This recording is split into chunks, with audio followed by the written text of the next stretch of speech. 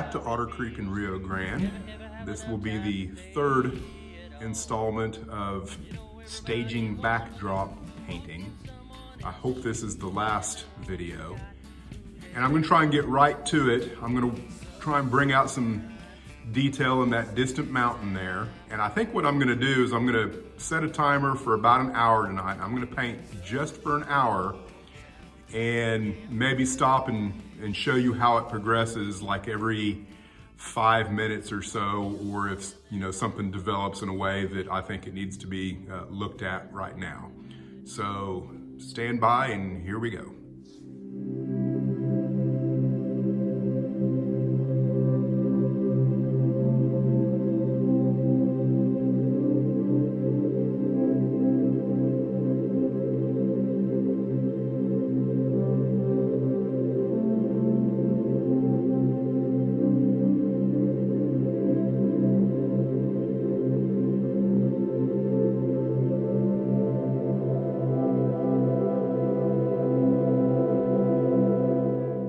Okay, that was right at about an hour, and you can see I definitely made it look a lot closer in the scene than where we started. I'm not particularly happy with it, but I also don't want to spend a bunch of more time on it. I'm probably going to have to be satisfied with that. I might go back in and try and tweak a few things, but I'm going to leave it alone for now and move on to another segment. So here we go.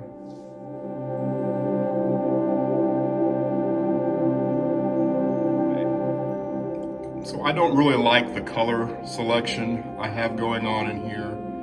So I've redoubled my efforts. And this is what I'm using for my inspiration. And I realize that it really looks nothing like this, but that's kind of what I'm using to make my attempt. As a matter of fact, the tree line as you see it there is somewhat of a representation of the road in that picture. So, you can look at a picture and kind of tweak it in a way that works a little bit better for you. So what I've done is I've gone in and kind of played with some colors to try and figure out something that's a little closer in line with what I see here. And I really still think that these are probably too dark, but at some point you just have to realize your capabilities and your what you can and can't do. And I'm never gonna get it that color. The mountain is what I'm talking about specifically. So I'm gonna run with this and see if I can't get something I like a little more than what I've got going on now.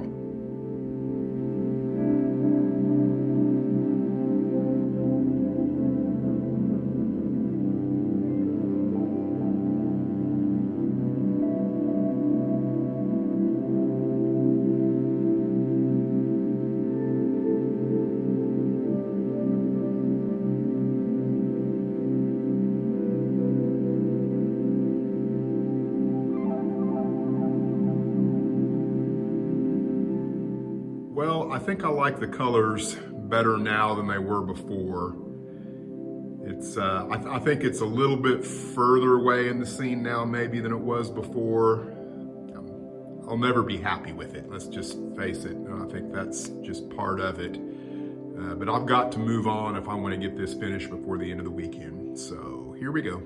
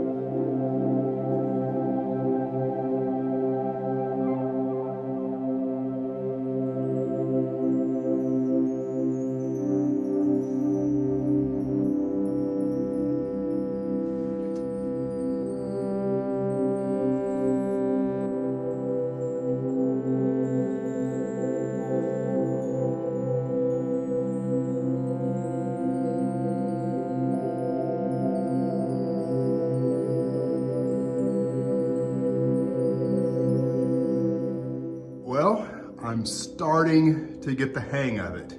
I'm well pleased with how all of this turned out in here.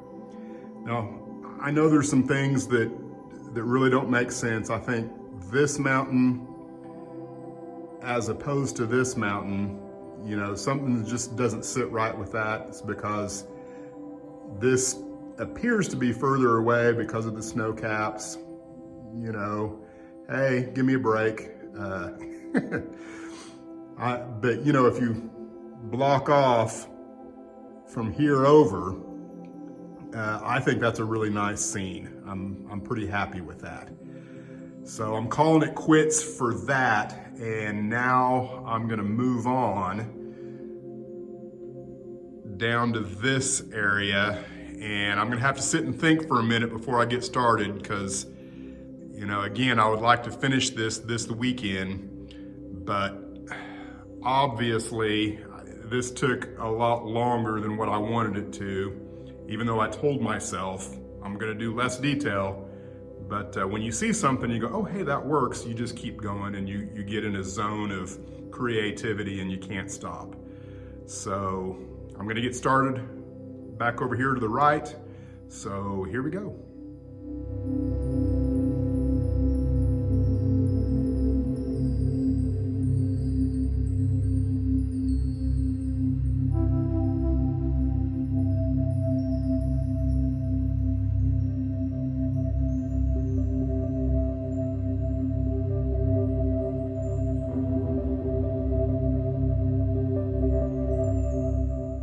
Well, I got a lot of work done here, you can see, and I'm intentionally trying to do less on this last 4.5, 5 feet or so.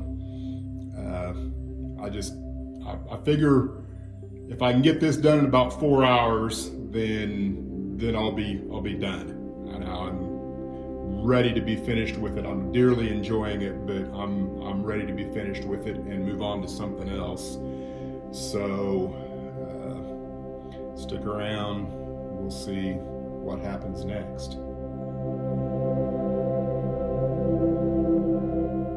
Now, since I've started painting, I can't drive down the road without looking at landscape and thinking, how would I represent that if I were actually trying to paint it?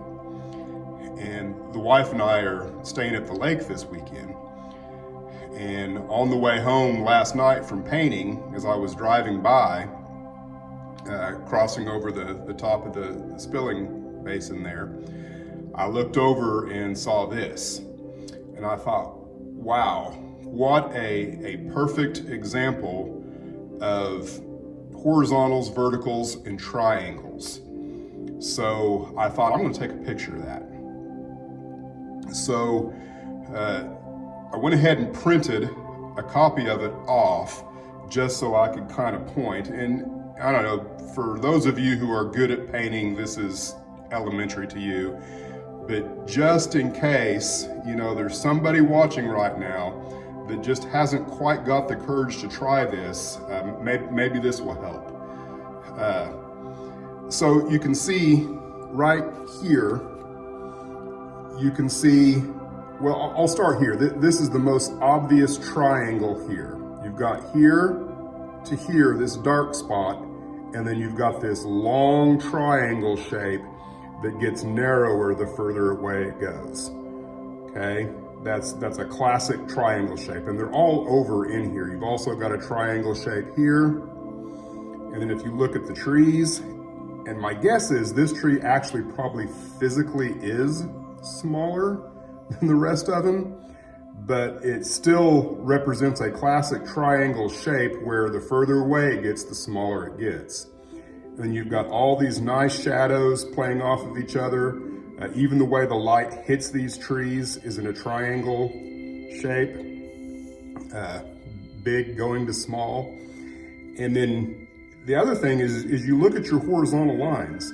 So you have this great big, huge horizontal plane right here that would be represented by a horizontal stroke with your paintbrush. And then, you know, you'd have a little bit of a triangle going out this way, but that strong horizontal stroke going across is going to represent depth. And then you can see these little bitty horizontal strokes on the grasses here. Just little bitty straight, or not horizontal, vertical, little bitty vertical strokes going up. And then you throw some blacks in at the bottom of them, and all of a sudden you've got some height and depth. And even over here, you can see this black line here. That's a horizontal line out in the middle of all of that brown gray color, that the further away it is, the smaller the horizontal line is, and the closer they will be together as you see them. So I just thought, I'd throw that out there because this is half the battle. If you can figure out how to represent what you're trying to represent with the horizontals, the verticals, and the triangles, that's half the battle. The rest of it is figuring out how to mix the colors to make them look realistic. So I just thought I'd share that.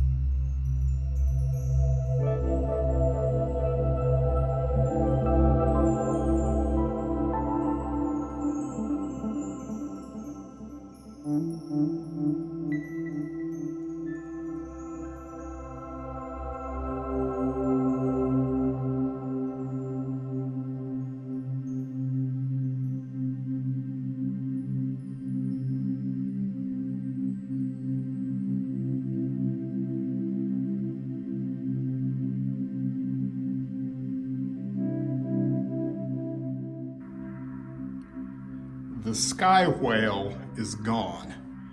So the ugly one-dimensional cloud is no more, and I feel a lot better about the way that scene looks than it did before.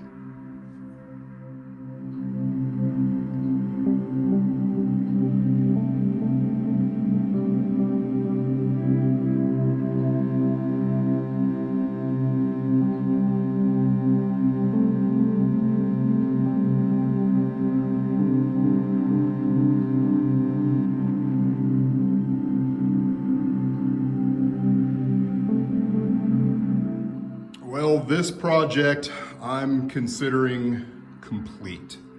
Now, there's obviously some things that I could go back in and tweak and work on, but I'm not going to do that. But I thought I'd go ahead and share a couple of the takeaways from doing this. The first thing I would do different if I were beginning again, and what I'm going to consider when I start actually doing it for the visible part of the layout, is to make sure that I know exactly where I want my horizon line to be, my skyline, and I guess what you call the eye line. You know, where do I want to draw the viewer's eye to? You know, like here, I'm leading you into this area right here. You know, that was all pretty much intentional.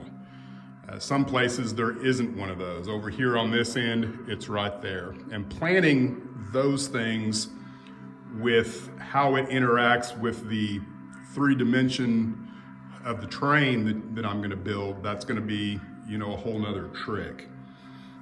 The next thing that I would definitely do a little different is I would bring up my white and my lighter sky blue a little higher into the scene.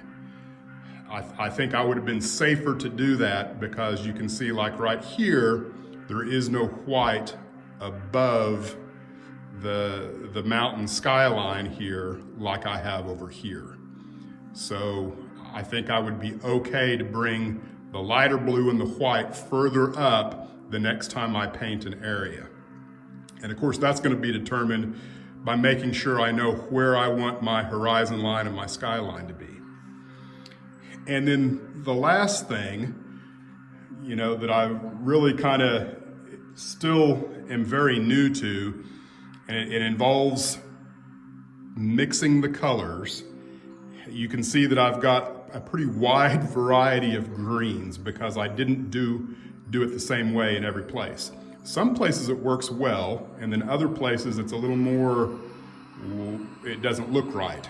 So, and that's also true for some of the browns. That's going to be a trick, making sure that my browns and my greens match the terrain that's on the layout and the trees and the ground cover and those things.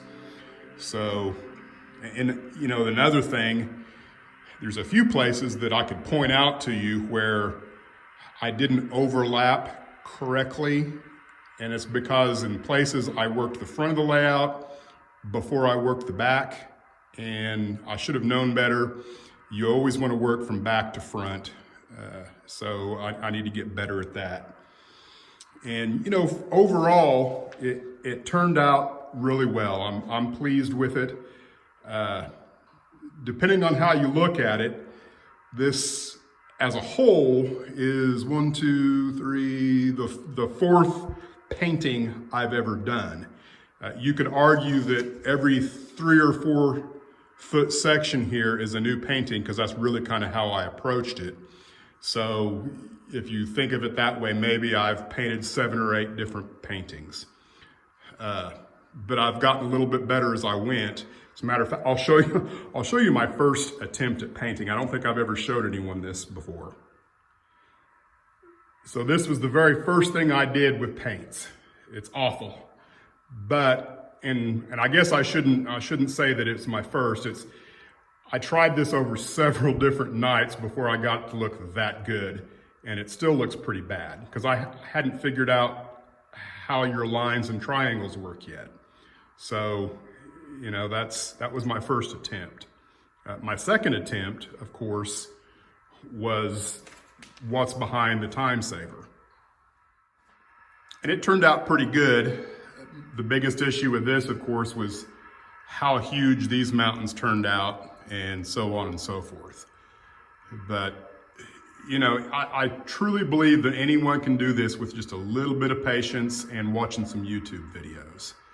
So, you know, that's really all I've got for this video. I'll say, don't be surprised if I don't put up any other content for a couple, 3 weeks, possibly. I've got some things I need to do concerning home improvement in the yard, some trees to trim. So just don't be surprised if you don't hear anything from me for a couple, 3 weeks. I've got things I need to do. So stay tuned, don't give up on me, and I'll be back.